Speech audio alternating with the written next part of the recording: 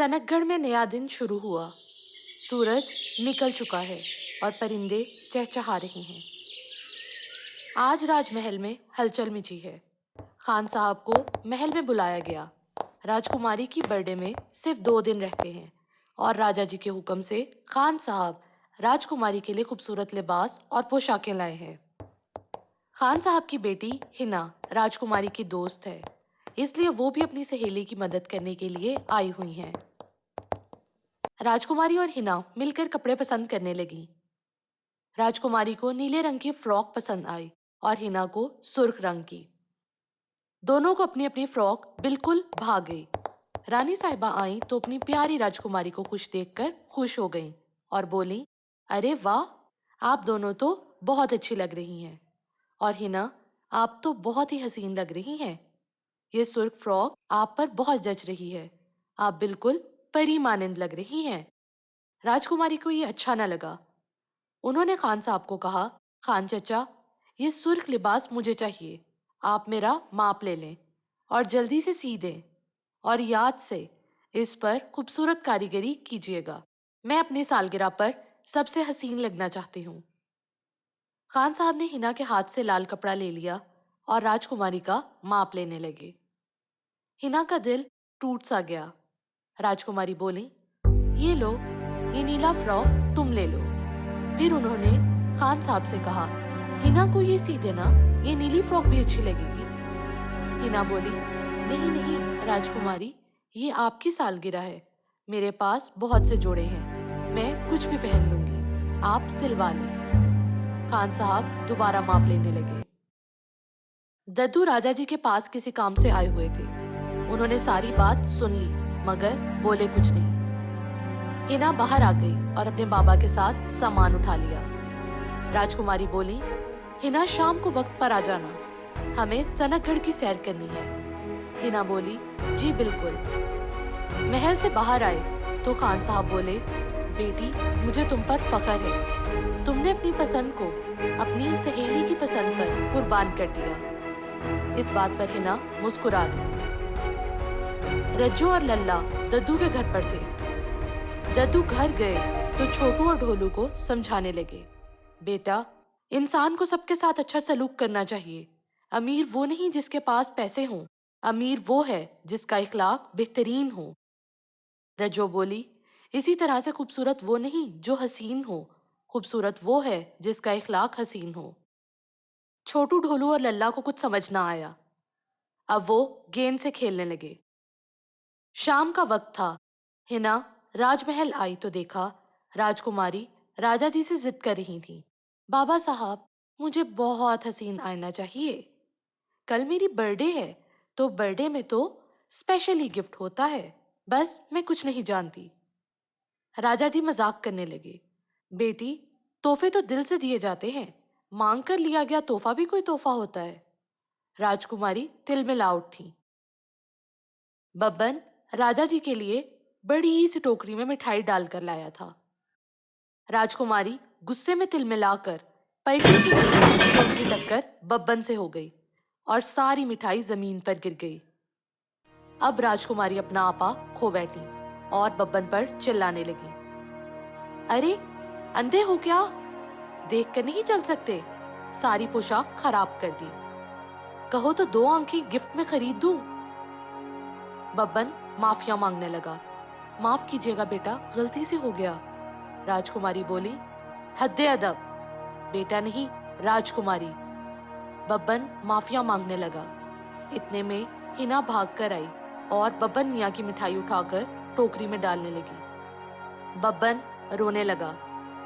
फिर उसने हिना को प्यार किया और बोला, जीती रहो बेटी।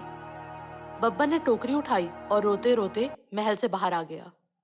राजा जी ने कहा, राजकुमारी, ये कैसी कोताही है? आप सनकगढ़ के बासी से ऐसे बात नहीं कर सकती। राजकुमारी बोली, बाबा साहेब, अब आप एक मुलाजिम के लिए मुझे बातें सुनाएंगे, मैं नाराज हूँ। फिर वो हिना की तरफ आई और बोली, अरे तुम्हें क्या हो गया है? अभी तो तुमने देखा कि किस तरह बब्बन ने मेरी पोशाक खराब कर दी, फिर भी तुमने उसकी मदद की। तुम मेरी सहेली हो या उसकी? हिना बोली, गुस्ताखी माफ राजकुमारी, वो मेरे बाबा की उम्र के हैं। मैं उनको जमीन पर गिड़गिड़ाता देख बर्दाश्त नहीं कर पाई। मेरे जहन में मेरे बाबा आ गए। इस बात पर राजकुमारी बोली, अच्छा बस, अब हम कल सनकगढ़ की सैर पर जाएंगे। अभी मेरा मूड नहीं है, तुम जाओ। राजकुमारी अपने कमरे में चली गई और हिना वापस पलटने लगी तो राजा जी बोले, बेटी तुमने अच्छा किया, मुझे तुम पर फख्र है। हिना मुस्कुरा दी और घर के लिए निकली। दूसरी तरफ बब्बन रोता रोता दुकान पर पहुंचा तो वहां पर दरोगा और छोटू ढोलू मिठाई खा रहे थे। बब्बन को रोता देख वो लोग हैरान हो गए। छोटू ने पूछा तो बब्बन ने सारी कहानी सुना डाली। बब्बन की बात सुनकर दरोगा मियाँ बोले, पहाड़ी वाले बाबा की कसम, खान साहब ने अपनी बेटी की बहुत अच्छी तरबियत की है। छोटू और ढोलू दद्दू के साथ घर आ गए। दद्दू बोले, देखा तुमने, राजकुमारी की इतनी सी बात ने एक मासूम को रुला दिया और उनको मालूम भी ना होगा कि उन्होंने रब के बंदे का दिल तोड़ा है। छोटू ने कहा, हम कभी ऐसे बात नहीं करेंगे दद्दू। ढोलू ने कहा, प्रॉमिस दद्दू, हम कभी भी ऐसे बात नहीं करेंगे। अगला दिन फिर से बहुत ही रोशन और चमकदार था। हिना राजकुमारी के आदेश के मुताबिक राजमहल पहुंच गई। राजकुमारी हिना का ही इंतजार कर रही थी। हिना को देख खुश हो गई और बोली, तो फिर चलें क्या? हिना ने कहा, जी जरूर। अब वो दोनों महल से बाहर आ गई और दो सिपाही उनकी रखवाली के लिए उनके साथ थे। सबसे पहले वो लोग दूध वाले के घर के पास से गुजरे। बाबू ने उनको देख लिया। उसको राजकुमारी बहुत अच्छी लगती थी। वो दौड़ता हुआ उनके पास गया और बोला, सलाम राजकुमारी, आप जानती हैं आप मुझे बहुत अच्छी लगती हैं। मैंने आपके लिए पेंटिंग बनाई है। बाबू ने पेंटिंग राजकुमारी को दिखाई। राजकुमारी बोली, अरे दूर होकर बात करो और इसको भी दूर करो, तुम में से गोबर की बदबू आ रही है। और पेंटिंग, इसको तुम पेंटिंग कैसे कह सकते हो? ये पेंटिंग के नाम पर मजाक है। राजकुमारी ने पेंटिंग जमीन पर फेंक दी और आगे बढ़ गई। सिपाही उनके हमरा थे। बाबू रोने लगा। हिना ने जमीन से पेंटिंग उठाई और बोली, अरे वाह, ये तो बहुत खूबसूरत है। क्या आप मुझे ये दे सकते हैं? मुझे पेंटिंग्स का बहुत शौक है। बाबू बोला, क्या वाकई? हिना ने कहा, हाँ ना, बिल्कुल। बाबू मुस्कुरा दिया और उसने पेंटिंग हिना को दे दी। हिना ने पेंटिंग ली और आगे बढ़ गई। अब वो राजकुमारी के पास पहुंची तो राजकुमारी ने उससे पूछा, अरे कहाँ रह गई थी तुम? हिना ने सारी बात बता दी। राजकुमारी बोली, तुम पागल हो, सब लोगों को सर पर मत चढ़ाया करो। हिना ने कहा, अरे ऐसी बात नहीं है, उसके आंसू बहुत कीमती हैं, मैं उसे रोता नहीं देख सकती। अब वो लोग बब्बन की दुकान पर गए। राजकुमारी बोली, कैसे हो बब्बन? बब्बन बोला, मैं ठीक हूँ। राजकुमारी, कैसे आना हुआ आपका? राजकुमारी बोली, तुम मेरी बर्थडे पर केक बनाओगे और वो निहायत ही लजीज और खूबसूरत होना चाहिए। और हाँ, याद रखना, अगर मुझे वो अच्छा ना लगा तो तुम्हें जेल में डाल दिया जाएगा। बब्बन हैरान रह गया और परेशान भी। हिना ने कहा, बब्बन चचा, आप वाकई बहुत बढ़िया काम करते हैं। मुझे और पूरे सनकगढ़ को आप पर फख्र है। आप बस आराम से काम कीजिएगा, यकीनन राजकुमारी आपके हुनर को सराहेंगी। बब्बन बोला, बहुत शुक्रिया बेबी। अब वो लोग दद्दू के पास गए। दद्दू ने उनको चाय पेश की। सब लोग चाय पीने लगे। राजकुमारी ने एक घूंट भरते ही कप जमीन पर फेंक दिया और कप टूट गया। अरे ये क्या है? इसको तुम चाय कहते हो? ये कचरा है। अरे मेरी ही गलती थी, मैंने इसको पी लिया। दद्दू शर्मिंदा हो गए। छोटू ने कहा, राजकुमारी, आप हमारे दद्दू से ऐसे बात नहीं कर सकती। राजकुमारी बोली, तुम होते कौन हो मुझे समझाने वाले? सिपाहियों, पकड़कर जेल में डाल दो इसको। ढोलू ने कहा, अरे ऐसे तो कभी राजा जी ने भी हमसे बात नहीं की, मैं उनको शिकायत लगा दूंगा। राजकुमारी बोली, पकड़ लो इसको भी और इसे भी जेल में डाल दो। दद्दू ने कहा, बच्चों चुप कर जाओ तुम लोग। जिस इंसान पर दौलत और हुस्न सवार हो जाए फिर लिहाज खत्म हो जाता है। राजकुमारी बोली, इस बुढ़े को अंधेरे कमरे में कैद करना, ले जाओ इसको भी। सिपाहियों ने तीनों को पकड़ा और कैद खाने की तरफ ले जाने लगे। इतने में वहां रज्जो आ गई और बोली, अरे अरे ये क्या हो रहा है? कहाँ ले जा रहे हो दद्दू को? अरे रुको रुको तो। राजकुमारी बोली, तुम भी जेल जाना चाहती हो? सिपाहियों, अगर इसका भी दिल चाह रहा है तो इसे भी जेल में डाल दो। रज्जो फौरन वहां से भाग गई। बब्बन की दुकान पर गई और रोने लगी। हाय रे बब्बन, सनकगढ़ में दद्दू के साथ ज्यादती हो रही है और वो लोग वहां कैसे गुजारा करेंगे? बब्बन उसको चुप करवाने लगा। हिना ने कहा, राजकुमारी गुस्ताखी माफ, लेकिन दद्दू बहुत बूढ़े हैं और बच्चे बहुत छोटे। राजा जी ने दद्दू को हमेशा बहुत इज्जत दी और बच्चों से बहुत प्यार किया। आप उन लोगों को आजाद कर दें। राजकुमारी बोली, आप हमारे मामलात से दूर रहिए। अब वो लोग दरोगा के घर गए। राजकुमारी बोली, दरोगा मियाँ, हमारी बर्थडे पर सारी सजावट आप करवाएंगे और मैं जरा बराबर भी कोताही माफ नहीं करती। याद रखिएगा, वरना आपका ठिकाना भी कैद खाना ही होगा।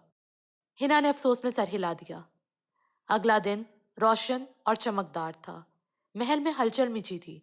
सब तरफ तैयारियां चल रही थी। दरोगा मियाँ महल में सजावट कर रहे थे। इस वजह से वो ऊंची सीढ़ी पर चढ़े हुए थे और फीता लगा रहे थे। साथ साथ वो बहुत ज्यादा डर भी रहे थे। सिपाही सफाई में मसरूफ थे। बब्बन मियाँ केक को सजा रहे थे। उनके हाथ डर के मारे कांप रहे थे। केक बहुत खूबसूरत था।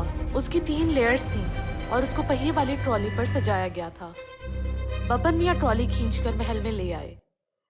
खान मियाँ ने राजकुमारी के लिए बहुत ही खूबसूरत लिबास तैयार किया था। उन्होंने राजकुमारी को दिया।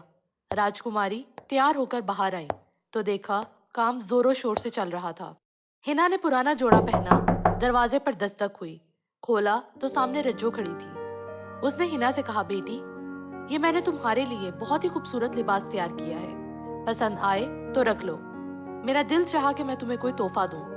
हिना ने चची का शुक्रिया अदा किया और बोली, मैं इसे जरूर जेबेतन करूंगी। आपका बहुत ज्यादा शुक्रिया।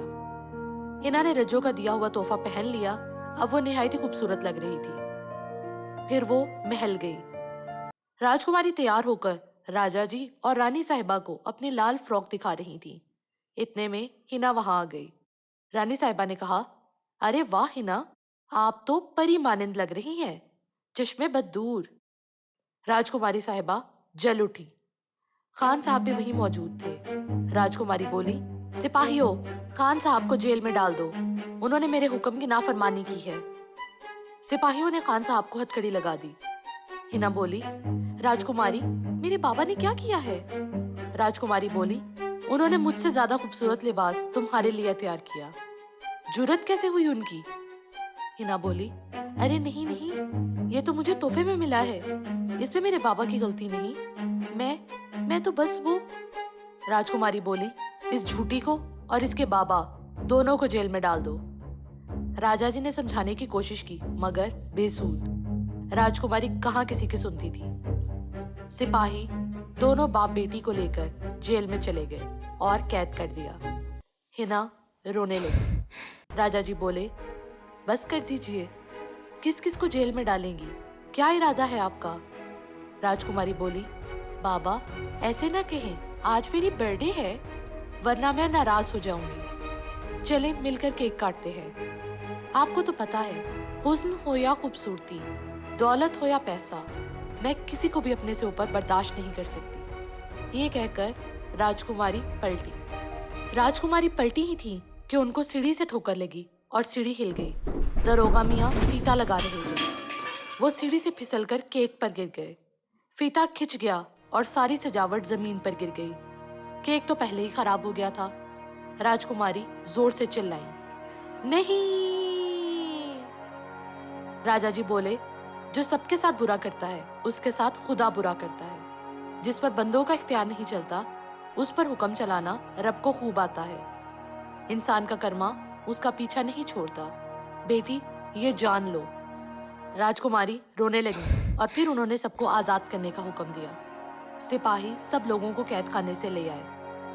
राजकुमारी ने सबसे माफी मांगी। दद्दू बोले, बेटा, खूबसूरती, दौलत या हुस्न नहीं देखती, खूबसूरती इखलाक देखती है।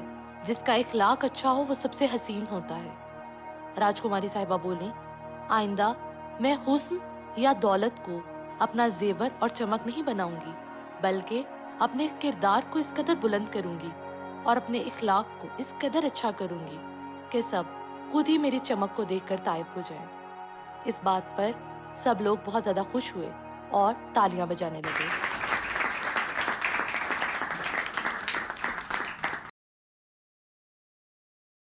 You can download the application on Google Play or App Store, and you can visit our website mathslegends.co.uk.